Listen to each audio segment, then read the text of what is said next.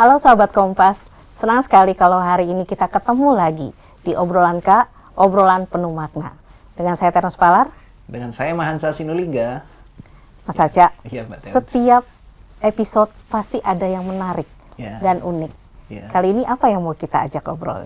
Ya, ini pasti menarik karena narasumbernya juga menarik, Mbak. Emang orang-orang yang pionir di bidangnya, orang-orang yang memang dari dulu sudah lama bergelut di situ dan punya cerita yang menarik yang akan dibagikan. Berarti nggak salah ya kita undang ke sini.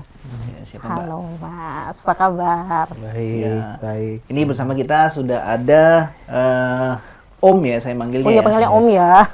Om Dendi Darman ya. Kayaknya kalau bicara soal distro clothing gitu ya, kayaknya nggak mungkin kalau nggak menyebut Om Dendi nih. Om Dendi apa kabar? Baik. Sehat Om. Sehat, alhamdulillah. Mungkin bisa cerita sekarang kegiatannya apa sih Om? Sebenarnya sekarang tuh saya lebih banyak jadi lebih banyak di studio saya, Dendi dan Darman Studio. Jadi di studio saya itu semua hal-hal yang saya pengen itu terjadi di situ. Jadi saya basicnya kan seni grafis. Tapi karena saya senang sama ini sama itu, pokoknya apapun yang hubungannya dengan desain, dan akhirnya secara organik terbentuklah di studio saya. Jadi ada arsitek, ada anak arsitek kerja, ada anak interior, ada anak desain grafis, justru anak seni yang nggak ada di saya. Jadi studio saya sebenarnya studio desain ya. Jadi kayak ada semua disiplin ilmu desain tuh berkumpul di studio saya gitu. Nah, salah satu project yang dikerjain ya itu tadi masih project lama saya 347 yang bisa dibilang streetwear lah kalau zaman sekarang gitu ininya dibilang. Jadi brandnya lebih ke 347 ya? Ya, brand 347 itu satu hal yang masih dikerjain di studio saya gitu. Intinya sih sekarang lebih general gitu, sebuah studio desain, tapi ya mungkin saya pertama-tama berkarya itu di brand itu gitu. Di brand 347. Saya sama beberapa teman saya bikin desain untuk pakaian jadi lah gitu waktu itu. Jadi kayak kita bikin t-shirt, bikin yang ada hubungannya dengan apa yang kita interest waktu itu gitu. Itu pada masanya itu pionir ya. Ya sampai sekarang juga masih salah satu yang punya nama gitu. Bisa cerita nggak tuh dulu kenapa sih pada zaman itu terpikir untuk bikin brand itu ya? Semudah karena kita latar belakangnya di sekolah desain gitu, sekolah seni, sekolah desain. Waktu itu tuh kayak hasrat untuk pengen gaya-gayaan lah, tinggi banget gitu, dan akhirnya sampai di titik kayak gue kayaknya nggak usah beli gitu, karena hasrat customnya tuh tinggi banget gitu. Jadi gue tuh suka sama jaket ini, tapi kok dia kurang panjang sih, kok dia nggak ada kancing sih ini. Jadi akhirnya gue suka sih sama kaos ini gitu. Misalnya ada kaos dari luar negeri gitu, karena waktu itu yang bagus cuma dari luar negeri. Kalau di department store ya bisa dibilang pabrikan kurang gitu, kita kurang interest gitu. Akhirnya kita ini bagus nih, tapi kok dia kurang ini ya. Jadi ya kurang-kurangnya itulah yang jadi pemicu. Ya udah aja kita bikin sendiri, jadi nggak ada kurangnya gitu.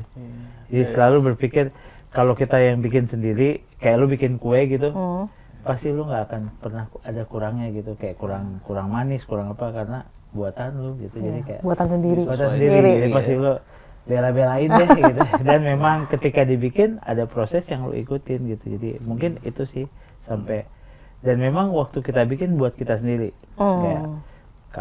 Dan akhirnya orang nanya kayak ini apa ya? Oh lu mau? Ada kok di rumah gua. Ya kita ada kok, padahal kita baru bikin gitu.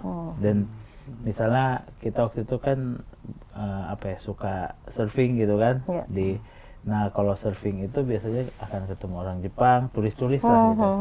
Mereka rata-rata kan pas mau pulang ke negaranya udah selesai surfing berminggu-minggu di Indonesia, mereka tuh ninggalin bajunya semua buat anak-anak lokal gitu. Nah mereka pulang masa pakai celana dalam doang gitu.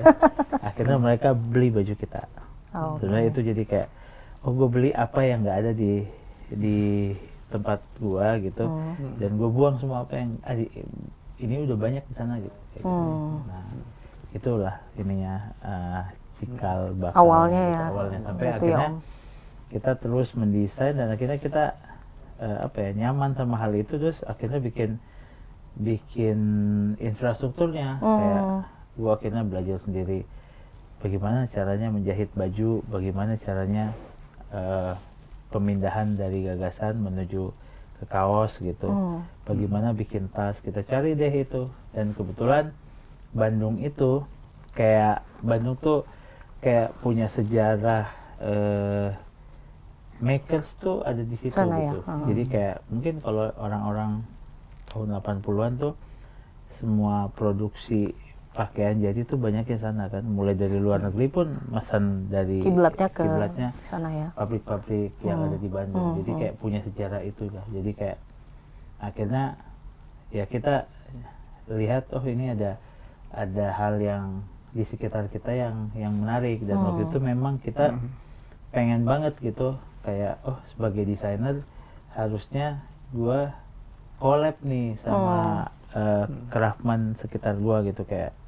Kayaknya gue nggak perlu jauh-jauh deh kemana gitu, gue cukup di sini manfaatin apa yang ada.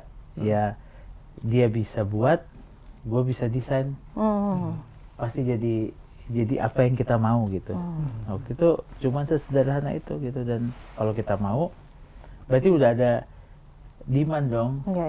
Satu orang gitu kita minimal kita yang kalau ternyata gak ada yang suka ya udah nggak apa-apa, gue juga nggak butuh, gue yang beli aja deh, gue aja yang beli gitu. Jadi kayak sesederhana itu. Yang penting kita puas banget waktu itu bahwa gue punya jaket yang ini tapi tiba-tiba ada kancingnya di sini yang nggak ada di mana-mana kan. Nah gitu. Nah sebenarnya itu karena ya kayak nggak puas aja gitu. Kayak suka banget sama hal-hal yang tidak biasa gitu. Nah itu artinya kan ini ya, tadinya hebat nih Mbak. Jadi ya karena pengen sesuatu nggak ada, ya udah bikin sendiri gitu ya. Bikin sendiri. Jadi awalnya kan sebenarnya lebih untuk memenuhi kebutuhan sendiri ya. Iya. Nah tapi artinya bukan sesuatu yang dari awalnya memang punya mimpi pengen punya bisnis ini gitu terus ngembangin gitu, nggak seperti itu ya. Nah tapi gimana ceritanya itu? Kapan itu bisa, oh ternyata ini kayaknya ini oke nih jadiin bisnis gitu ya? Iya, waktu udah mulai banyak yang datang ke kos-kosan kita dan Mas di sini ada yang jual kayak gini.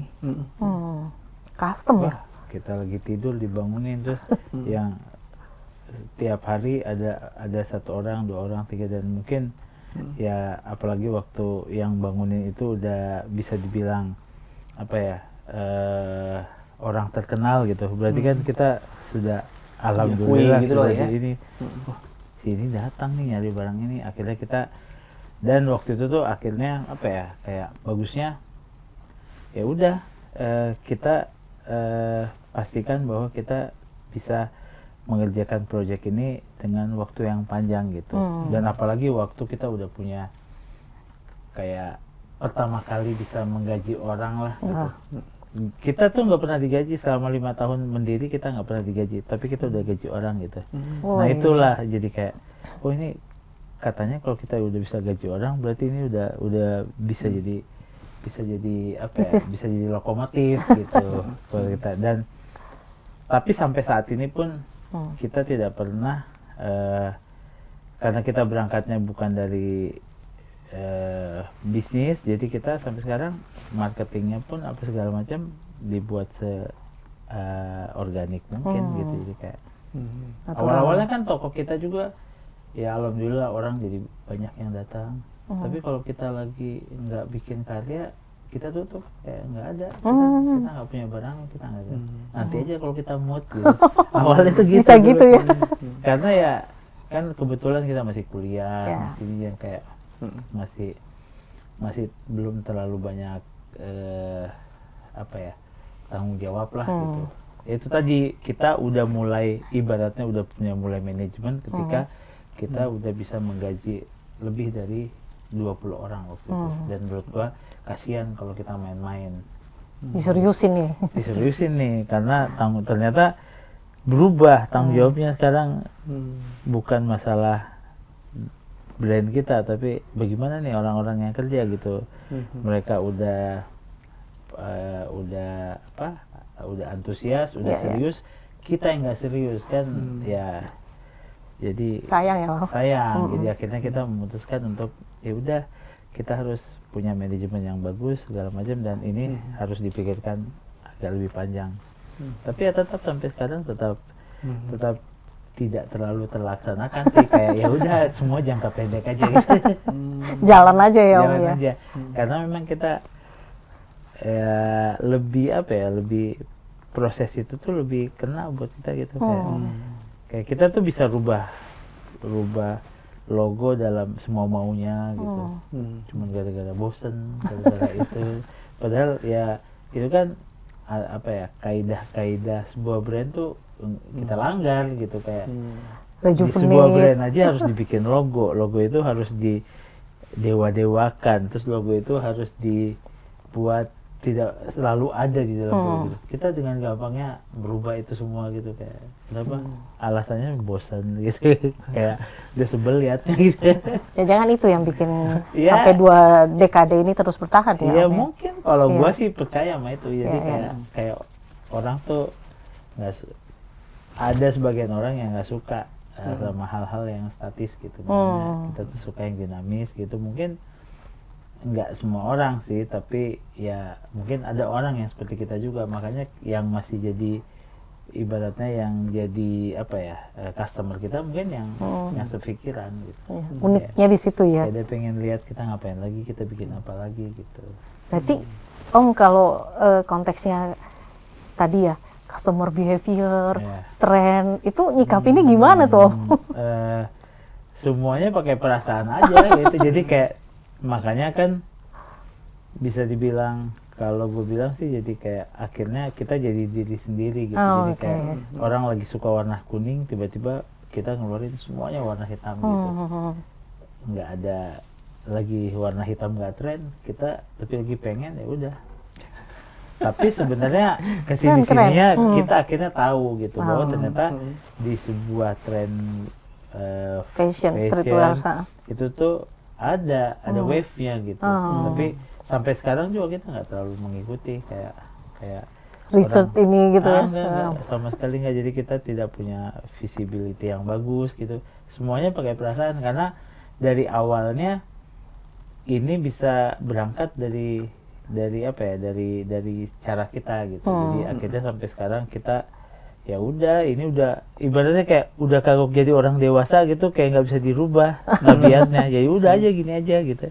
Jadi nggak mungkin kalau 347 untuk dari bayinya udah dilatih untuk apa ya, dengan apa ya, dengan rencana, dengan apa, pasti dia terbiasa. Ini dari awal enggak. Jadi dan kita sadarnya ketika udah si 347 udah jadi dewasa. Nah, jadi kayak udah kebentuk nih karakternya, udah bisa dibilangin kan, apalagi kalau lagi suka sama sesuatu gitu kan, lu bilang maunya dia aja kayak jadi buta gitu. Jadi mungkin ini yang terjadi. Jadi tapi kita gue sih memang ternyata ya gue lebih suka sama proses gaya seperti itu ya. Akhirnya sekarang jadi tiba-tiba saya jadi lebih banyak waktunya di studio saya.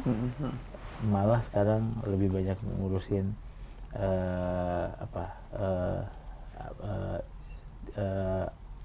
studio arsitek gitu. Padahal saya bukan arsitek gitu. Tapi kan saya akhirnya jadi punya pegawai hampir 80% sekarang arsitek. Oke. Karena ya gitu, karena menurut saya ya saya lagi ada di sini nih gitu, jadi ya udah kerjain aja toh, semuanya menurut saya benang merahnya seni dan saya suka. Oke, ya. Jadi saya tinggal nyari misalnya kenapa kamu bikin studio arsitek padahal kamu bukan arsitek. Iya, klien gue juga nggak ada yang datang ke saya juga nggak pernah nanya, nggak pernah latar belakangnya apa gitu. Saya mau datang ke kamu karena kamu adalah studio arsitek, enggak. Semuanya mau datang karena itu pengen karya lu aja. Ya udah. Jadi buat saya apa-apa. Nah, akhirnya ya saya itu yang saya tadi bilang dari awal bikin ini begini ya semua proses aja gitu. Karena apa ya kayak proses kreatif saya tuh dari dulu sampai sekarang tuh kayak nggak mau ada rencananya lah gitu. Jadi jalanin aja gitu ya Om. Jalanin aja dan selama itu gue suka gitu, karena ya kalau gue suka gini nih, kalau misalnya kayak gue tiba-tiba jadi suka bikin rumahnya temen atau apa, karena saya suka pasti itu jadi apa ya, jadi karya menurut saya. Jadi kayak bukan karena saya ini nih kepengen ini gitu. Saya tuh pengen lebih kaya gitu untuk membuka lapangan membuka apa peluang baru dalam hidup saya. Enggak, saya cuman kayak saya ternyata suka sama ini, terus ya karena semuanya tuh berawalnya dari proyek saya sendiri. Mirip sama baju, gue bikin baju pertama kali sama teman-teman ya buat kita. Sekarang bikin rumah, sekarang ya pertama kali gue bikin ya rumah saya. Menarik ya. Aku tuh baca nih Om terkait mengenai ya kalau nggak salah nih DNA-nya kan ya yang suka surfing, terus skateboard, terus penggiat musik, itu mewarnai dari karya nggak sih Om?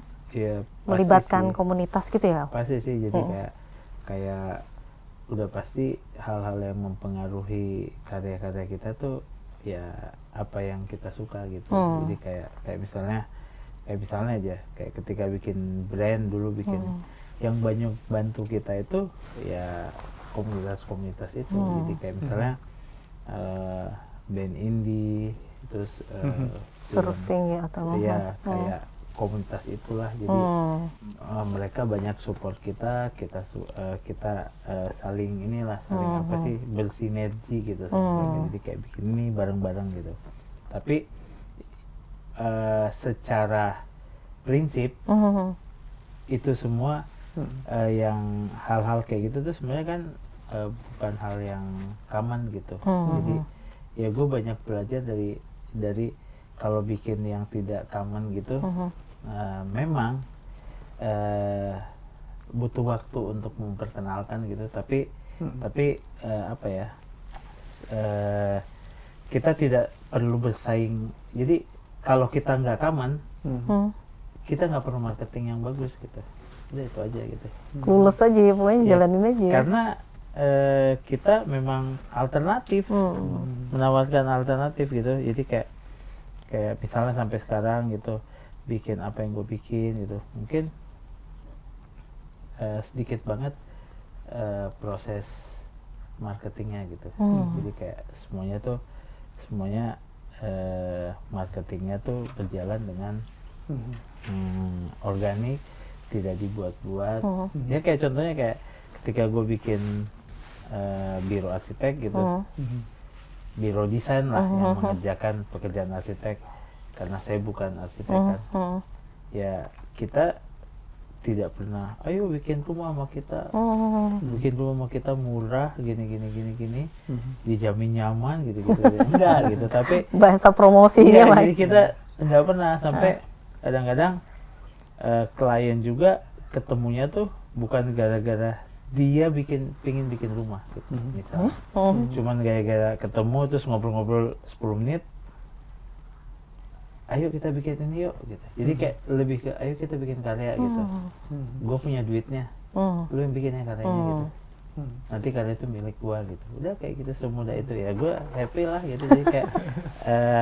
Jadi kayak ikut bayang kan? Iya. Kita ini ilmu baru marketing nih. Kita tidak mengeluarkan brosur kayak ayo bikin nama kita. Sales promo gitu. Dijamin nanti harga lebih bagus dari yang lain gitu. Enggak, lebih kayak akhirnya apa yang kita buat dia kebayang lu ketemu gua tanya lu nggak niat bikin rumah gitu, akhirnya besok kan lu datang lagi kayaknya gua mau bikin deh gitu. Terus kenapa lu bikin? Nggak tahu, gua pengen bikin aja gitu. Ya nggak tahu antara lu atau gue yang gila gitu. Jadi kadang-kadang gue suka pikir kenapa ya dibikin sama Pak, dia kan udah punya rumah, udah punya ini. Terus tadinya ketemunya juga bukan karena ketemu yuk gue ada project nih pengen bikin, nggak cuma ketemu ketawa-ketawa pulangnya nih jadi ide aja gitu ya. Jadi ide, jadi kebikin gitu. Tapi dari apa ya, kalau apa namanya, kalau orang bisnisnya mungkin agak beda ya. Kalau ini kan emang lebih karena minat gitu ya. Nah tapi ini kan di apa ya, ini kan bicara streetwear gitu ya. Katakan ya sekarang kalau istilahnya streetwear gitu, dan apa namanya, kalau namanya fashion atau yang sifatnya gaya hidup itu kan kadang ada hype-nya, kadang ada turunnya. Nah ini kan udah bertahan 2 dekade gitu ya. Dalam apa ya, kacamata Om Dendi sendiri, kayak gimana sih pasar ini dari dulu terus bandingin sekarang tuh? Ya pasti kan generasinya juga ada berubah gitu ya. Pasti minatnya juga nggak tahu, pasti dari zamannya Om Dendi dulu masih mulai kan masih mahasiswa tadi katanya ya. Udah pasti sih kalau sekarang tuh apa ya? Yang pasti kita dari dulu sampai sekarang tuh setiap waktu itu kita berubah terus. Makanya mungkin kita bisa bertahan karena kita berubah terus gitu. Berubah. Tapi kalau sekarang itu seperti apa menurut gue marketnya memang beda sama kita dulu. Kalau kita dulu zaman itu bikin, bisa dibilang zaman sekarang streetwear gitu, kita bikin aja yang bagus gitu. Nanti orang datang, jadi kayak jodohnya akan datang gitu menjemput barang yang kita buat gitu. Tapi kalau sekarang, lirik lagu nih. Kalau sekarang jodohnya itu dicari gitu. Trennya sekarang jadi kayak diiming-iming bahwa ini kita lebih murah ya tadi. Promo. Dan akhirnya memang sesuatu ya yang dulunya bisa dibilang alternatif lah dulu ini, kayak kita tuh bikin baju dengan kualitas kita, dengan ide kita, tapi kita menawarkan alternatif, orang datang karena untuk alternatif gitu.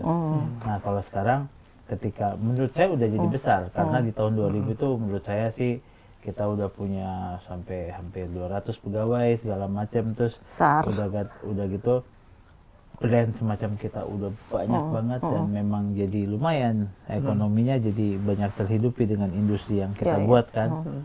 Nah ketika di situ udah jadi itu, berubahlah semuanya. Akhirnya yang ngelit itu adalah marketing. Jadi sebenarnya bisa gue bilang yang menciptakan itu adalah desainer. Ujung-ujungnya sesuatu kalau udah demand-nya tinggi, yang ngelit adalah marketing. Karena marketing itu adalah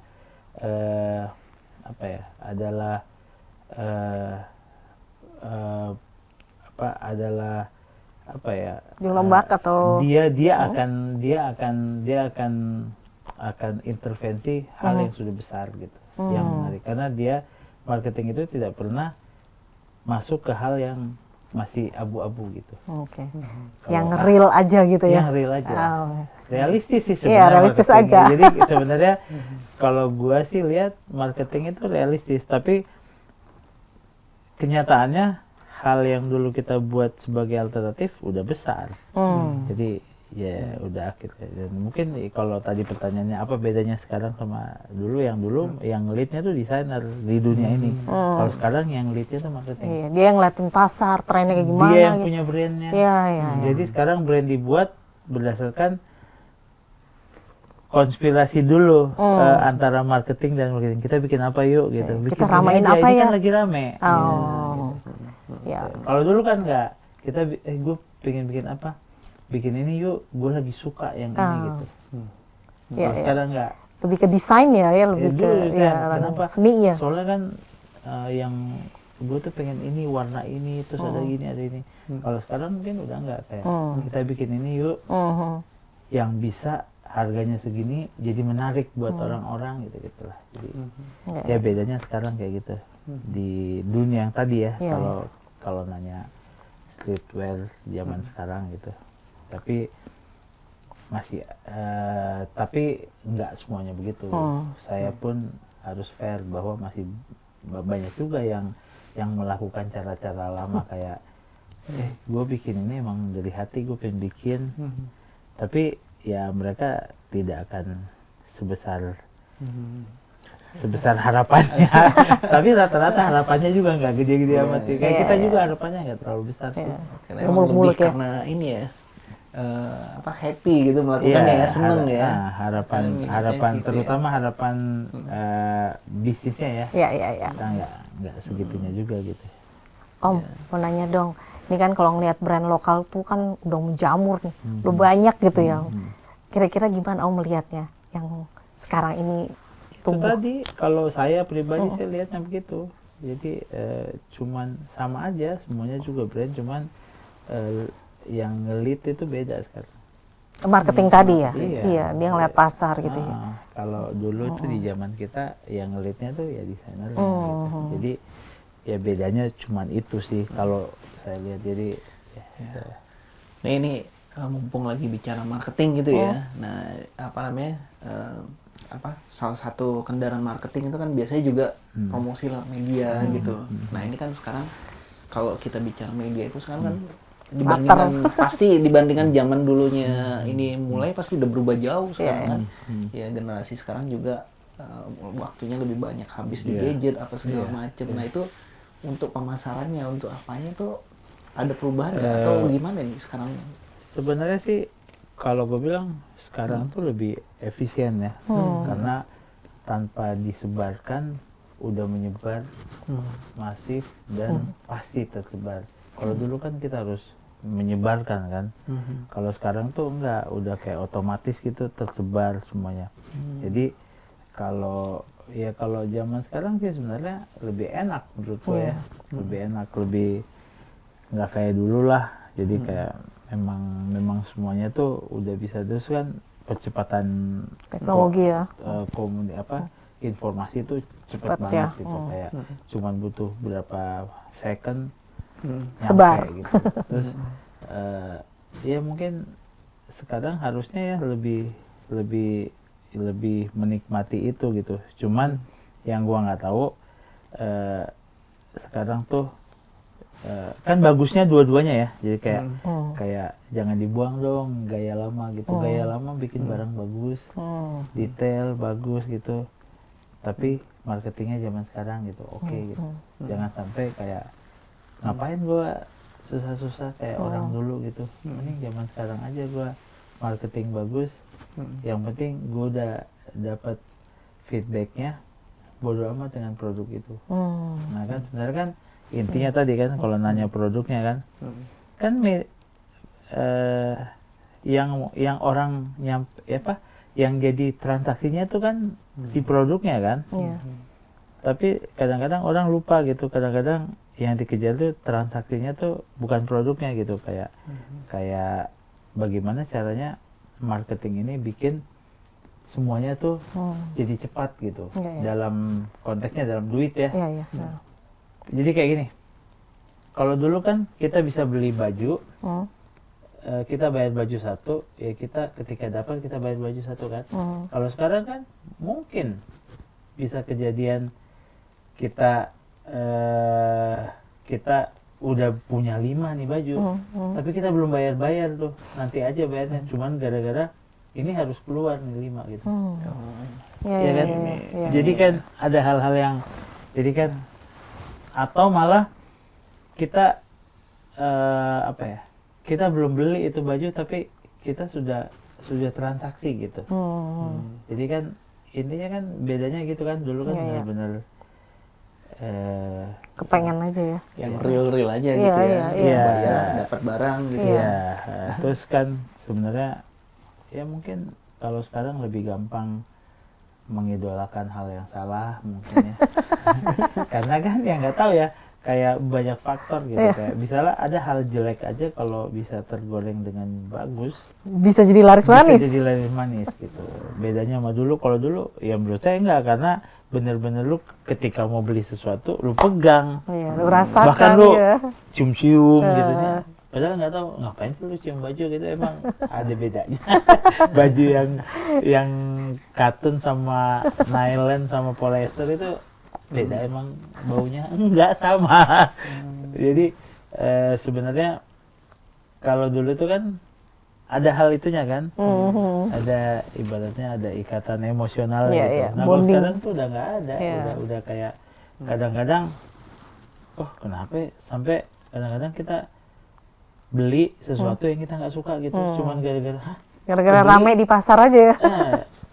Mungkin marketingnya, baggingnya tingkat tinggi gitu, sampai ke klik gitu, atau mungkin karena FOMO aja gitu, kayak orang-orang pakai berarti ini keren, berarti lagi tren nih.